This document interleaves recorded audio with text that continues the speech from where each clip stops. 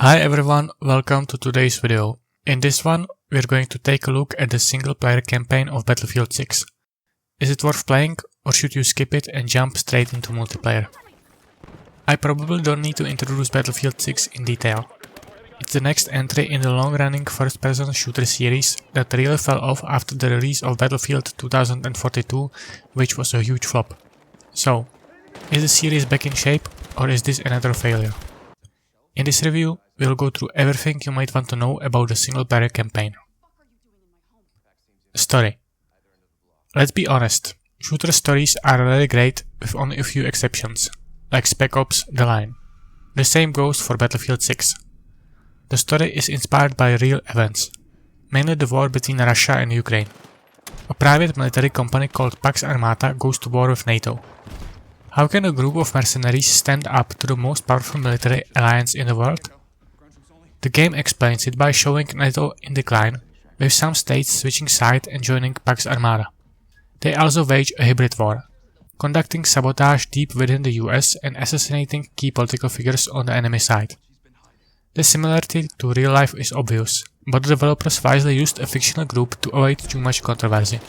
It's pretty clear Pax Armata is inspired by countries like Russia and Iran.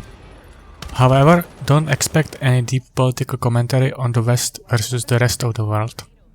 On a personal level, the story is completely uninteresting. You play as a member of Team Dagger fighting against Pax Armata. Someone from your team dies halfway through the story, but since the campaign only lasts about 5 hours, it doesn't hit hard. You never build any real connection with the characters. All of them are generic. The main villain even has the classic cliché of a half-burned face. There's really not much more to say. Nobody plays Battlefield for the story anyway, so let's move on. Gameplay. Gameplay is actually fun, at least the gunplay part. Shooting weapons feels satisfying. However, the recoil is pretty low, so the game feels a bit too easy. I wish the developers had made it more challenging. You'll mainly use sniper rifles and assault rifles. In the New York mission, a shotgun becomes super useful, and like other weapons, it's very powerful. Against vehicles, you'll usually use RPGs. The only weapon I didn't enjoy was the small grenade launcher. It's hard to hit anything with it. Most missions, except a few I'll mention later, are fast-paced. You move through areas, take cover, and shoot. The pacing is quick and enjoyable. I do wish you could vault over slightly higher walls. Despite playing as a soldier, your character isn't very athletic and can only climb walls up to about waist height. On hard difficulty, the game is decently challenging. You have to use cover and be precise. If you run out into the open, you'll get shredded fast. Sometimes almost one-shotted. You get one free revive per checkpoint, but after that means restarting the mission. Your AI teammates can revive you, though you rarely need to help them. They're not in the way and occasionally even kill some enemies, so they're actually useful. Most of the time, the gameplay is about mid to long range combat. But is there anything that breaks this pattern? Well, there's a stealth mission, but it's barely stealth. You sneak past a few enemies at the start and then it's back to the shooting. You also get a tank mission, which was my least favorite part of the game. There is zero death. You just moved forward and backwards to avoid shot and fire back. The cannon reloads so slowly that you spend 5 seconds waiting between shots and nothing happens in between. Easily the most boring mission in the whole game. There's also a drone mission, another inspiration from the war in Ukraine. You get to use 2 drone types, a recon drone that can drop grenades and a kamikaze drone. The first is used briefly to scout and kill a few enemies. It's fine but short. The second is used to destroy an enemy convoy, but the targeting is so easy that it's basically impossible to miss. So not much excitement there either. Levels. You'll visit several locations: Egypt, Georgia, New York, Gibraltar. In Egypt, you'll move through narrow streets with danger around every corner. The backdrop of pyramids towering in the distance looks awesome. In Gibraltar, you'll repair an armed vehicle while enemies shoot at you from windows and rooftops. A fun sequence. In New York, there is a mission inspired by Call of Duty's SWAT missions, where you breach doors with a hammer. It's clearly inspired by Call of Duty, but it doesn't reach the same intensity. You just break the door, shoot a few enemies and move on.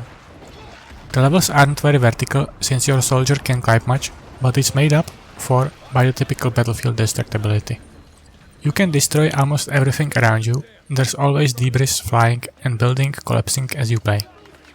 The maps are large but still linear. There are collectible dog tags in each mission, but I only found a couple since the game doesn't really encourage exploration. It's more about following the path and shooting enemies. On the topic of enemies, on higher difficulties, enemies can be a real threat because of their high damage, but not because they're smart. They might one-shot you if you're careless, but they won't try to flank or coordinate. They're actually quite dumb. Reinforcement often runs straight into your line of fire, and sometimes they don't react until you shoot them first. Tank AI is the worst. In the tank mission, you can just move slightly back and forth and dodge their shots and easily destroy them. Graphics. The graphics are great. The game looks beautiful, and in cutscenes it's sometimes hard to tell if you're watching CGI or real actors. The environments also help, especially the mountain missions where the natural scenery looks stunning. Technical performance. In today's worlds this is rare, but the game runs great. Even with all the distraction happening around you, it's stable and smooth. Load times are also quick, and I didn't encounter any major bugs or crashes. Replay value. Other than collecting items, there is not much reason to replay the campaign. Once you're done, you'll probably jump straight into multiplayer. The single player campaign is fun, but not so fun that you would want to experience it again. So, the conclusion. Even though everyone plays Battlefield 6 for the multiplayer, the single player campaign isn't bad. What's here is enjoyable enough, but it's nothing special and doesn't have much lasting value. It's a decent campaign that neither impresses nor disappoints. My final verdict, 6 out of 10. So that's it for today's video. Please let me know if you enjoyed the single player campaign down in the comments, or if you jumped straight into the multiplayer. Thanks for watching, and I'll see you in the next one.